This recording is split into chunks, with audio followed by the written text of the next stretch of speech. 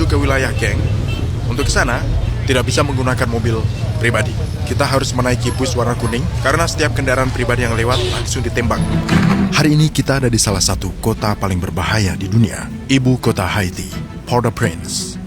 Kawasan yang dikuasai beberapa geng bersenjata elit tersembunyi dan intervensi asing. Lebih dari 200 kelompok bersenjata yang beroperasi di ibu kota, dipimpin oleh pria bernama Barbecue, terkenal membakar musuhnya hidup-hidup. Milisi telah bersatu di bawah satu nama. Artinya hidup bersama. Port-au-Prince. Hari ini kita akan kunjungi kamp pengungsi yang lari dari kekerasan geng dan lingkungan yang hancur. Lalu kita akan temui pasukan perlawanan. Warga bersatu bentuk kelompok perlawanan. Mereka kelompok perlawanan? Ya, inilah mereka. Warga sipil yang angkat senjata untuk membela sesamanya. Kami harus maju untuk membela diri. Dan pada akhirnya, kita akan temui salah satu pemimpin geng. Setiap adegan mengungkap sebagian kisah, sebuah bangsa telah runtuh. Namun rakyatnya terus berjuang untuk bertahan. Inilah rumah bagi kami. Jadi... Ayo, kita tiba di ibu kota Port-au-Prince. Itu bandaranya.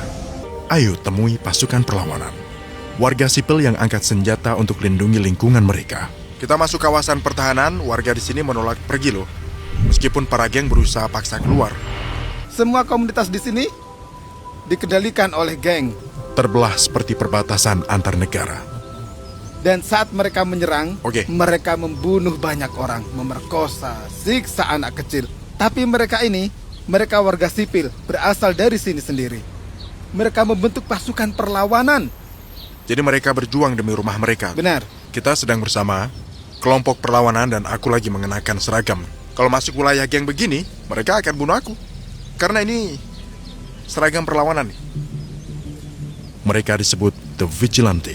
Orang biasa, montir, petani, bapak-bapak yang memutuskan untuk pertahankan rumah mereka.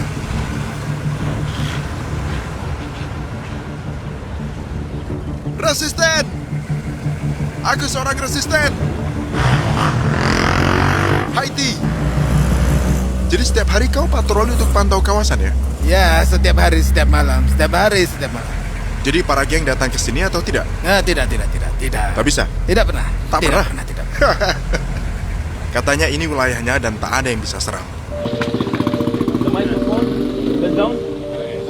Mereka kuasai gunung. Iya. Di sini mereka mempunyai pos pemeriksaan untuk menangkap anggota geng yang coba menyusup. Anggota perlawanan ini periksa KTP dan menggeledah orang. Mereka warga sipil yang kendalikan wilayah ini.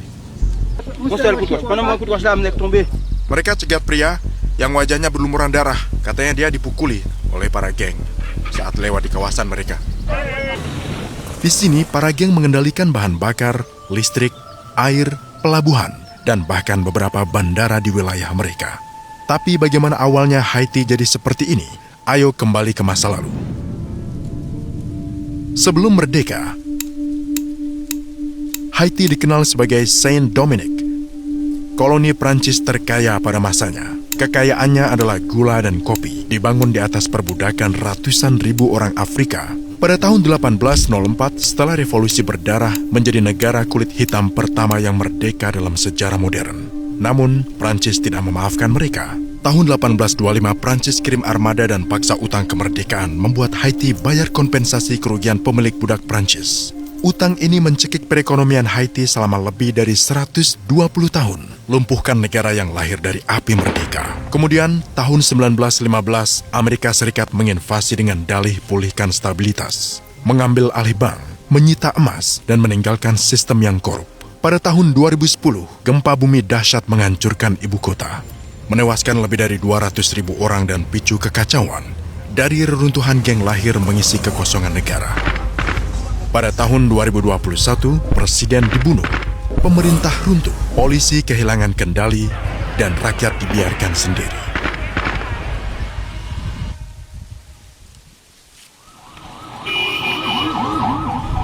Sekarang ayo temui para geng itu. Untuk ke sana tidak mudah. Jadi kita akan naik bus, itu karena pusat kota Port-au-Prince dikuasai para geng. Kita menuju ke wilayah geng. Untuk ke sana Tidak bisa menggunakan mobil pribadi. Kita harus menaiki bus warna kuning karena setiap kendaraan pribadi yang lewat langsung ditembak.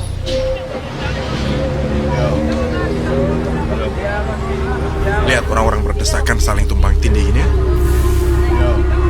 Kita harus melewati semua wilayah mereka sambil menyamar.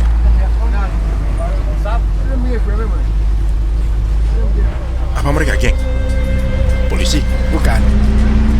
Orang-orang bersenjata di luar. Kau tertawa? Kau senang ya?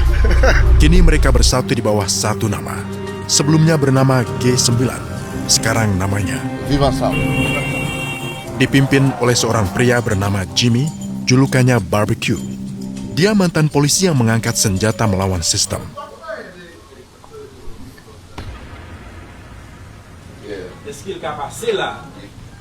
Boleh aku ikut? Di belakang. Aman ya? Iya, iya. Ini ketua gengnya. Ayo.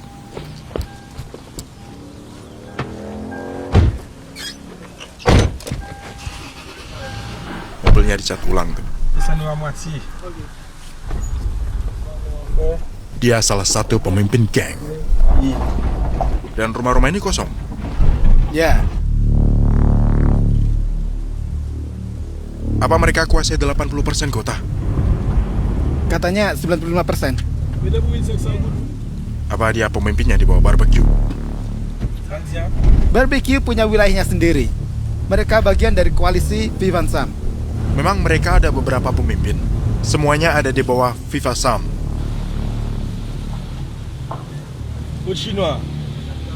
Kami menuju tempat diam-diam mereka mewawancara singkat dengannya. Kenapa dia tak sembunyikan wajah ya? Banyak anggota geng sekarang usianya sangat muda. Mereka bergabung karena takut atau butuh. Mereka lebih kuat dari pemerintah kan? Kita lebih kuat. Alasan kita lebih kuat karena pemerintahnya yang malas. Solusi untuk negara ini adalah kita duduk bersama jadi satu. Bukan saling tembak satu sama lain. Kalian punya senjata, aku punya. Kalian yang penyedia peluruku juga senjata api. Hah? Kalian minta pasukan internasional untuk membunuhku, dan kalian jual senjata api kepadaku. Bagaimana bisa selesai? Apa yang harus dilakukan? Ada puluhan ribu anak muda yang sudah punya senjata. Sekarang kalian ingin ambil senjata mereka tanpa menawarkan apapun, tanpa memberitahu seperti apa masa depannya. Aku udah bosan sama senjata. Malah lebih sering ku tinggal di rumah senjata ini. Jadi aku paham jika suatu hari nanti kalau ada keadilan, aku bisa, kau tahu, membayar perbuatanku. Tapi bagaimana dengan para anak muda? Jadi begini, berapa umurnya? 14 tahun?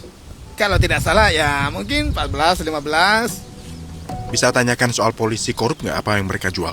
Polisi menjadi korup karena mereka lapar. Terkadang kau dengar kabar ada operasi polisi, tapi sebenarnya itu cuma dalih untuk kirim paket. Jadi polisi yang jual senjata? Ya. Sepertinya memang tidak ada solusi ya, seperti lingkaran setan nih. Dia bilang sekotak peluru ini harganya $2.500 AS. Lihat pasukan Kenya yang datang setahun lalu, hasilnya nol. Gak ada. Darurat atau apa? Nanti gue lagi sibuk. Para geng lakukan banyak kejahatan. Mereka telah melakukan banyak hal buruk. Jadi mereka akui segalanya seperti membakar orang, penculikan, pembunuhan. Ya, benar. Tapi sekarang mereka sudah lelah ya. Seperti dulu politisi sering pakai mereka untuk waktu yang lama.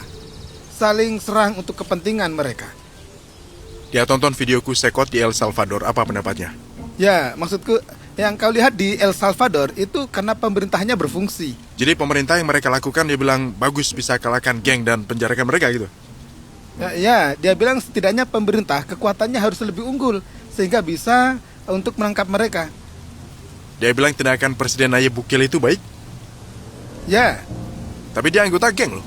Ya, tidak. Maksudku, ya, di sini pemerintah tidak melakukan itu karena mereka punya kepentingan sama geng. Pemerintah ingin geng-geng itu tetap Ya. ada. Mereka akan mencariku di gara-gara ini. Dia paham.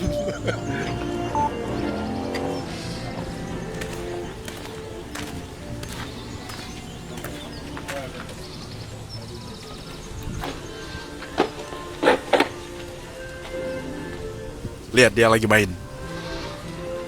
Kalau polisi melihatku dengannya, nggak apa-apa. Apa aku akan dicari gitu? Jadi mereka masih pertahankan senjatanya karena begitulah cara bertahan hidup. Lalu kami menuju ke laut melihat garis pantai untuk pertama kalinya. Villa di tepi laut ini dalam kekuasaan mereka. Milik mereka sekarang. Kebebasan? Ya, aku bangga jadi orang Haiti. Kami orang kulit hitam yang bangga atas kemerdekaan. Kami tidak akan pernah lupa. Kami yang pertama tunjukkan pada dunia arti kebebasan. Selamat. Alhamdulillah kita keluar. Kita berhasil keluar. Berhasil. Kita berhasil loh. Ayo mulai dari kamp pengungsian. Tempat tinggal penduduk yang lolos dari peluru geng. Jumlahnya sangat banyak. Ini sementara ya? Ya, tak ada yang tahu berapa lamanya. Mereka sudah di sini selama lebih dari 9 bulan. Dan ada pasar? Mereka kan harus hidup. Mereka penduduk yang pergi dari rumahnya karena dibakar kelompok geng. Rumahnya di sana tapi dia nggak bisa pulang. Ya, benar sekali. Sekitar sebulan yang lalu, para geng mengizinkan penduduk untuk kembali. Tapi tempat itu sudah hancur total. Mereka terusir tanpa tahu kapan kembali. Negara yang hampir terlupakan.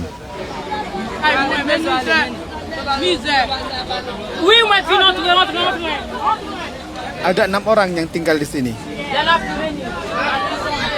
Saat hujan, airnya bocor.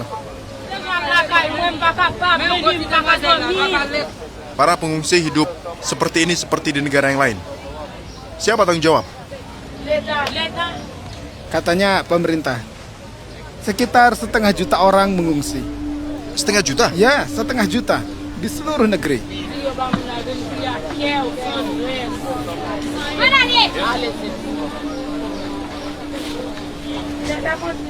Ini rumah mereka. Negara yang dulunya simbol kebebasan jadi tempat ketakutan. Ini Haiti, negeri yang membebaskan diri dari perbudakan dan masih berjuang sampai kini.